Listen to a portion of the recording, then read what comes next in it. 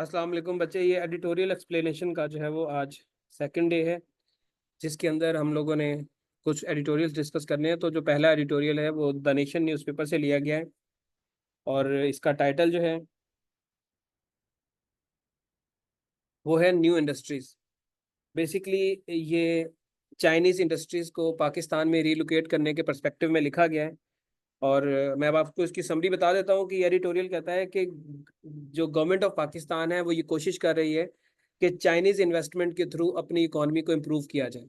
मतलब इकोनॉमी हमारी पहले स्ट्रगल कर रही है, तो अब चाइनीज इन्वेस्टमेंट पाकिस्तान में ज़्यादा से ज़्यादा लाई जाए। और उसमें एक जो स्टेप है वो ये है कि Chinese leather industry, textile industry और फुटवेयर इंडस्ट्री को जो है वो पाकिस्तान में शिफ्ट कर लिया जाए।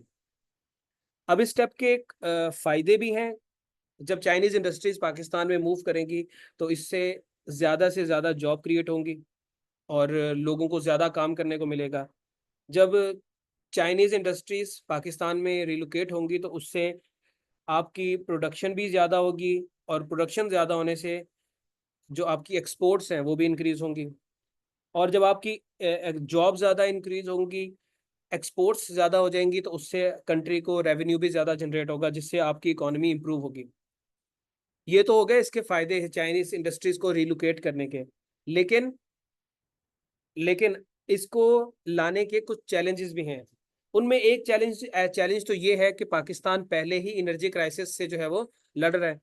तो जब और ज्यादा इंडस्ट्रीज पाकिस्तान में आ जाएंगी तो फिर एनर्जी की कंजम्पशन जो है वो ज्यादा हो जाएगी, डिमांड ऑफ एनर्जी बढ़ जाएगी।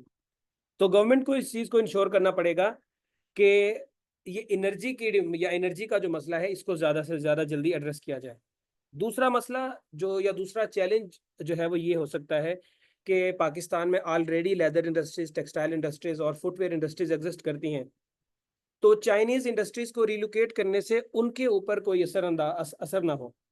क्योंकि ऐसा ना हो कि आप चाइनीज इंडस्ट्रीज को रिलोकेट करें और आपकी अपनी लोकल इंडस्ट्री जो है वो बेचारी सब बंद हो जाए और लोग जो है वो बेरोजगार हो जाए, क्योंकि बहुत सारे लोगों का रोजगार पाकिस्तानी इंडस्ट्रीज के साथ भी अटैच है। तो अब इसमें गवर्नमेंट ऑफ पाकिस्तान कर क्या सकती है, उनके पास ऑप्शंस क्या हैं? उनके पास ऑप्शंस ये हैं कि एक तो गवर्नमेंट जो है वो इस रीलोकेट के प्रोसेस में तमाम स्टेक होल्डर्स को, तमाम इंडस्ट्रियलिस्ट को एतमाद में लें और उनके जो भी कंसर्न्स हैं उनको एड्रेस करें और उनके साथ मिलके एक प्रॉपर प्लान बनाएं। उसके बाद इस बात को भी गवर्नमेंट इंश्योर करे कि जो भी प्लान बनाया जाए उससे लोकल इंडस्ट्री को नुकसान ना हो। ऐसा ना हो कि आप बाहर की इंडस्ट्रीज को अपने मुल्क में लाएं और आपकी अपनी मुल्क इंडस्ट्री या तो बंद हो जाए या वो डिस्प्लेस कर जाए किसी दूसरे इलाके में। और गवर्नमेंट को तीसरा काम ये भी करना चाहिए कि ये कुछ ऐसा प्लान बनाए जिससे आपकी लोकल और जो फॉरेन इन्वेस्टमेंट आई है दोनों जो है वो पैरेलल जो है वो चल सके। तो ये इसकी जो है वो एक समरी थी जो मैंने आपके साथ डिस्कस की है।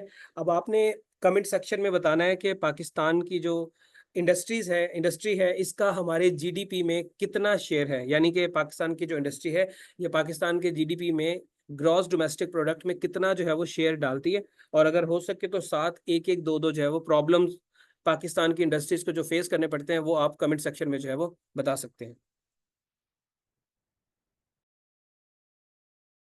अब जो दूसरा एडिटोरियल है बच्चे, ये डॉन न्यूज़पेपर से लिया गया है और इसका टाइटल है पोलियो प्रॉब्लम। अभी इस एडिटोरियल की समरी मैं आपके साथ डिस्कस करूंगा। ये एडिटोरियल कहता है कि पिछले 6 महीने के अंदर पाकिस्तान में पोलियो के नए 6 जो है वो केसेस सामने आए हैं।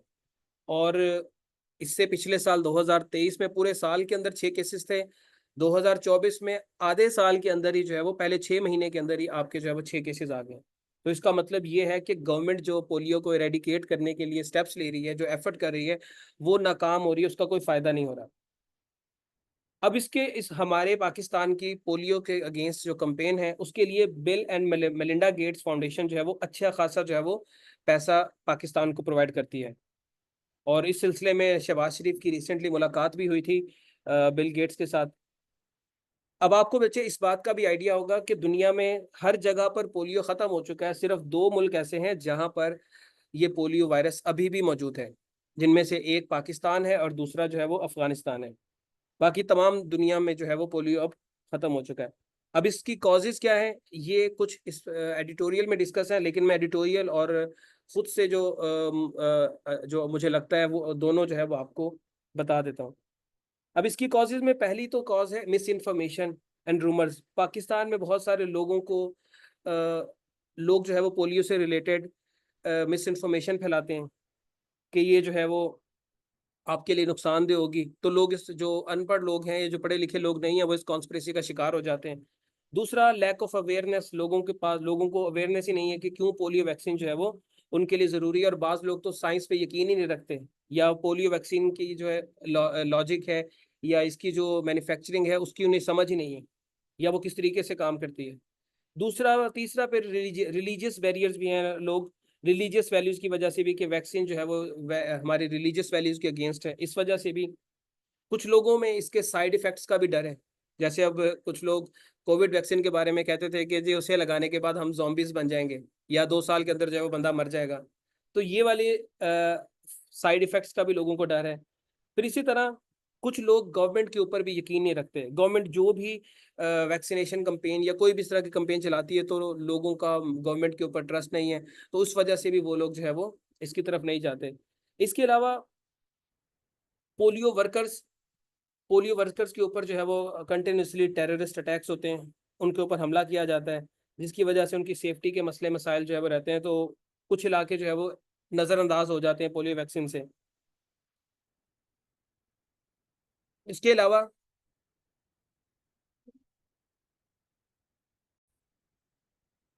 ये तो हो गई वो रीजंस जो मैंने आपके साथ डिस्कस किए हैं, जो पोलियो के फैलने में वजह बनती हैं। अब इसके ऊपर कुछ रिकमेंडेशंस दी गई हैं जो इस एडिटोरियल में भी डिस्कस है, वो भी मैं आपके साथ डिस्कस कर देता हूँ, और जो है वो कुछ मैं आपको खुद से भी बता देता हूँ। एक तो बच्चे एजुकेशन और अवेयरनेस देने की ज़रूरत है, लोगों को ट्रस्ट बिल्ड करने की ज़रूरत है, कि लोग गवर्नमेंट के ऊपर हमारे हेल्थ डिपार्टमेंट के ऊपर ट्रस्ट करें। इसी तरह पोलियो वर्कर्स को सिक्योरिटी देने की ज़रूरत है, उनको प्रोटेक्ट करने की ज़रूरत है। मिसकंसेप्शन मिस इन्फॉर्मेशन को रोकने की जरूरत है। वो लोग जो पोलियो वैक्सीन पिलाने से इनकार करते हैं, उनको जो है वो फिर अगर प्यार से नहीं तो फिर जबरदस्ती या उनको पनिश किया जाए, कि वो अगर पोलियो पोलियो वैक्सीन पिलाने से इनकार करते हैं। यही वो तरीकेकार है जिससे जो है वो आप पाकिस्तान के अंदर पोलियो को कंट्रोल कर सकते हैं। तो गवर्नमेंट को फौरी तौर पे इसके ऊपर जो है वो स्टेप्स लेने चाहिए, ताकि पोलियो के मजीद केसेस पाकिस्तान में ना निकले। अब बच्चे तीसरा एडिटोरियल जो है हमारा, उसका टाइटल है पॉजिटिव फीलर्स, और ये डॉन न्यूज़ में जो है वो पब्लिश हुआ है। बेसिकली ये एडिटोरियल इंडिया पाकिस्तान रिलेशन के जो है वो पर्सपेक्टिव में लिखा गया। आप लोगों को पता ही है कि रिसेंटली पाकिस्तान के जो 4th डिप्टी प्राइम मिनिस्टर हैं, इसहाक डार, उन्होंने जो है वो इंडिया के साथ ताल्लुकात बेहतर करने के बारे में जो है वो बात की है। और उन्होंने इस बात पे जोर दिया है कि फेयरली और पीसफुली जो है वो कश्मीर के इशू को जो है वो रिजॉल्व किया जाए।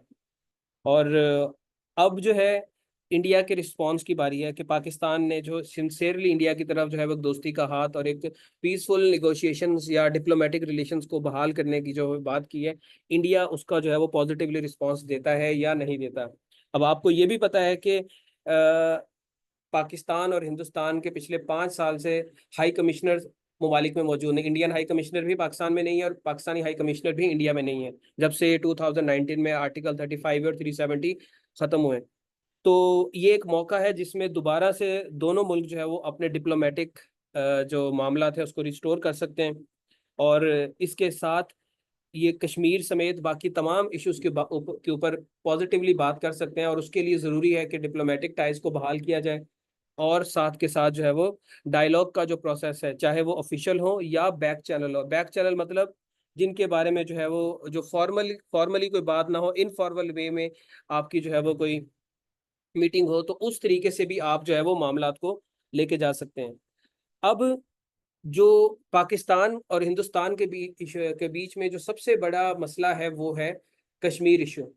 और जब तक ये इशू रिजॉल्व नहीं होगा, तब तक जो है वो कोई भी पॉजिटिव डेवलपमेंट आगे नहीं होती। मैं नॉर्मली स्टूडेंट्स को कहता होता हूँ, Kashmir is the mother of all issues between India and Pakistan. आप कश्मीर का मसला रिजॉल्व कर दें, सारे मसले पाकिस्तान और हिंदुस्तान के बीच में जो है वो खत्म हो जाएंगे। और जबकि इंडिया जो है कंटिन्यूसली दहशतगर्दी की बात करता है कि जी उनको पाकिस्तान की तरफ से दहशतगर्दी का खतरा है, और सिक्योरिटी और टेररिज्म के जो मसाइल हैं उसके ऊपर वो बात करना चाहता है, कश्मीर के ऊपर वो बात ही नहीं करना चाहता है। तो अब जो है वो ये क्या कहते हैं, दो ऑप्शन है इनके पास, या तो जो करंट सिचुएशन चल रही है उसी को चलने दें, या फिर दोनों साइड जो है वो पॉजिटिवली बिहेव करें और दोबारा से डिप्लोमेटिक मामला को स्टार्ट करें और पीसफुल निगोशिएशंस के जरिए अपने तमाम जो इश्यूज हैं उनको रिजॉल्व करने की कोशिश करें। और इसके लिए मुशर्रफ के दौर में जो एक फ्रेमवर्क बनाया गया था जिसमें कुछ कॉन्फ्लिक्ट एरियाज में फौज को भी जो है उसकी प्रेजेंस को भी कम किया गया था। उसके अलावा सेल्फ गवर्नमेंट कश्मीर की, उसके कश्मीर के अंदर सेल्फ गवर्नमेंट की बात भी की गई थी, ट्रस्ट बिल्डिंग मेजर्स भी की लिए गए थे, sorry confidence confidence building measures भी लिए गए थे, डायलॉग्स और निगोशिएशंस भी जारी रहे थे। तो ये सारी चीजें जो है वो इनको इस फ्रेमवर्क को भी फॉलो करके आप लोग जो है वो या पाकिस्तानी और इंडियन गवर्नमेंट जो है वो इस मामले को आगे बढ़ा सकते हैं। अब वैसे तो यहाँ पर कुछ मामलात मैंने डिस्कस कर दिए हैं कि पाकिस्तान और हिंदुस्तान के बीच में जो मेजर कॉन्फ्लिक्ट्स हैं या इशू बोन्स ऑफ कंटेंशन वो कश्मीर है। उसके अलावा और भी कुछ इश्यूज हैं जो मैं आपके साथ डिस्कस कर देता हूँ। उनमें एक तो वाटर डिस्प्यूट है पाकिस्तान और हिंदुस्तान के बीच में, लाइन ऑफ कंट्रोल का जो है वो इशू वो कश्मीर से लिंक हो जाता है।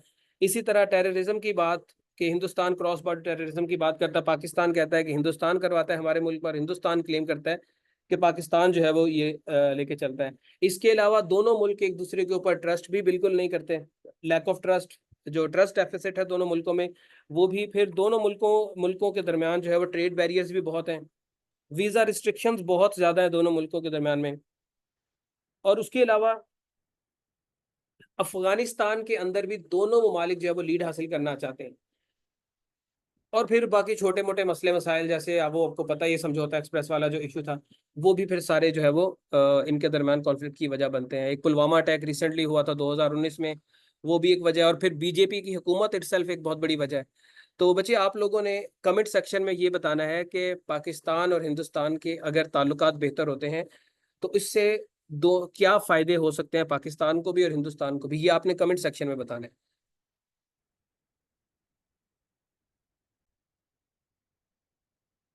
बेटा हमारा जो फोर्थ एडिटोरियल है इसका टाइटल है सोलराइजिंग पाकिस्तान, और ये एक्सप्रेस ट्रिब्यून में जो है वो पब्लिश हुआ है। 1 मिनट।